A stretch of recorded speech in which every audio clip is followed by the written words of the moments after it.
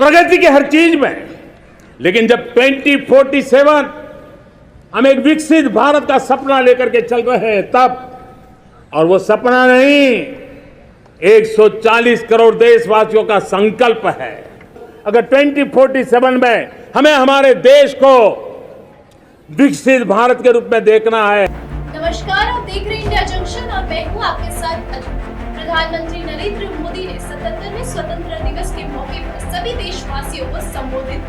लाल किले से प्रधानमंत्री नरेंद्र मोदी का ये 10वां संबोधन है। स्वतंत्रता दिवस के मौके पर प्रधानमंत्री नरेंद्र मोदी ने अपने भाषण में लोकसभा चुनाव, मणिपुर और परिवारवाद से लेकर 10 साल में सरकार के किए गए कामों को लेकर बातचीत की। उन्होंने अपने संबोधन में क्या कहा और क्या है पूरा मामला, देखिए हमारी स्पेशल रिपोर्ट में। प्रधानमंत्री नरेंद्र मोदी आज 15 अगस्त को लाल किले पर तिरंगा फहराकर आजादी के 77वें महोत्सव की शुरुआत की। इस मौके पर लाल किले की प्राचीर से देशवासियों को संबोधित करते हुए प्रधानमंत्री ने भारत को आजाद दिलाने वाले स्वतंत्रता संग्राम के शहीदों और सेनानियों को नमन किया। पीएम मोदी ने अपने संबोधन में हिंसा की आग में झुलस रहे मणिपुर में शांति की अपील की। उन्होंने 1000 साल की गुलामी का जिक्र करते हुए अगले 1000 साल का खाका खींचा। खास बात रही कि पीएम मोदी ने अपने पूरे संबोधन में देशवासियों की जगह परिवारजनों शब्द का इस्तेमाल किया। आइए पीएम मोदी के संबोधन की बड़ी बातें जानते हैं। स्वतंत्रता दिवस पर अपने संबोधन में प्रधानमंत्री नरेंद्र मोदी ने आम चुनाव 2024 का एजेंडा सेट कर दिया।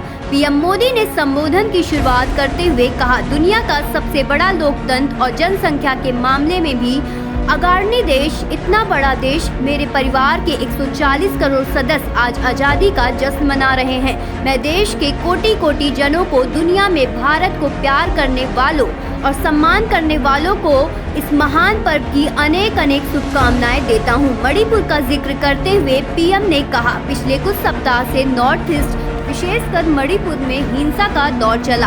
कई लोगों को अपना जीवन खोना पड़ा। माँ बेटियों के सम्मान के साथ खिलवाड़ हुआ, लेकिन लगातार कुछ दिनों से शांति की खबरें आ रही हैं। नॉर्थ ईस्ट में, विशेषकर मणिपुर में और हिंदुस्तान के भी अन्य कुछ भागों में, लेकिन विशेषकर मणिपुर में जो हिंसा का दौर चला, कई लोगों को अपना जीवन खोना पड़ा।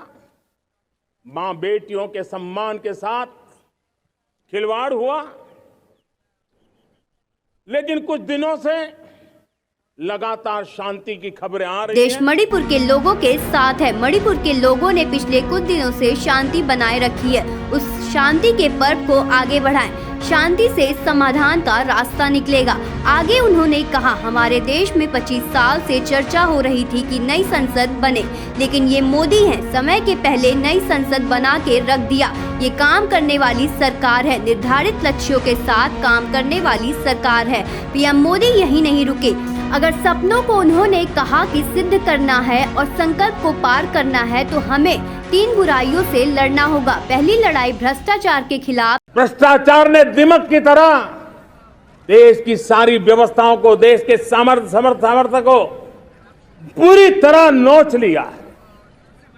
भ्रष्टाचार से मुक्ति, भ्रष्टाचार के खिलाफ जंग हर इकाई में, हर क्षेत्र में। और मैं देशवासियों, मेरे प्रिय परिवारजनों, ये मोदी के जीवन का कमिटमेंट है। दूसरी लड़ाई परिवारवाद के खिलाफ है और तीसरी लड़ाई तुष्टीकरण के खिलाफ है। भ्रष्टाचार ने हमारे देश को दीमक की तरह नोच लिया है, लेकिन ये मोदी के जीवन का कमिटमेंट है कि मैं भ्रष्टाचार के खिलाफ लड़ाई लड़ता रहूंगा। दूसरा, परिवारवाद ने हमारे देश को नोच लिया है। इस परिवारवाद जिस तरह से देश को जकड़ के रखा है। परिवारवादी पार्टियां, और उनका तो मंत्र क्या है, party of the family, by the family and for the family. इनका तो जीवन मंत्र यही है। इसने लोगों का हक छीना है। तीसरी बुराई तुष्टीकरण की है। तुष्टीकरण ने देश की मूलभूत चिंतन को, हमारे राष्ट्रीय चरित्र को दाग लगा दिए हैं, तहस नहस कर दिया है। इसलिए हमें इन बुराइयों, भ्रष्टाचार, परिवारवाद और तुष्टीकरण के साथ पूरे समर्थ के साथ लड़ना है। हमें भ्रष्टाचार के खिलाफ नफरत का माहौल बनाना है। तुष्टीकरण ने सामाजिक न्याय का सबसे बड़ा नुकसान किया। अगर सामाजिक न्याय को तबाह किसने किया है तो ये तुष्टीकरण की सोच, तुष्टीकरण की राजनीति, तुष्टीकरण का सरकारी योजनाओं का तरीका, इसने सामाजिक न्याय को मौत के घाट उतार दिया है। हमें वो भारत बनाना है जो पूज्य बापू के सपनों का था। हमें वो भारत बनाना है जो हमारे स्वतंत्रता सेनानियों का सपना था।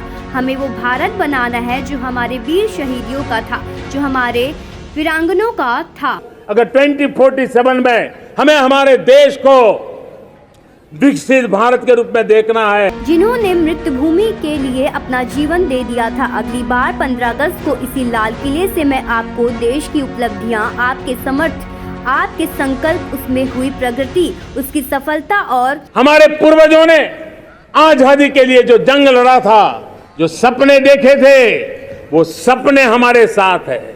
पूरे आत्मविश्वास से आपके सामने प्रस्तुत करूंगा। मैं लाल किले से आपकी मदद मांगने आया हूं। मैं आपका आशीर्वाद मांगने आया हूं।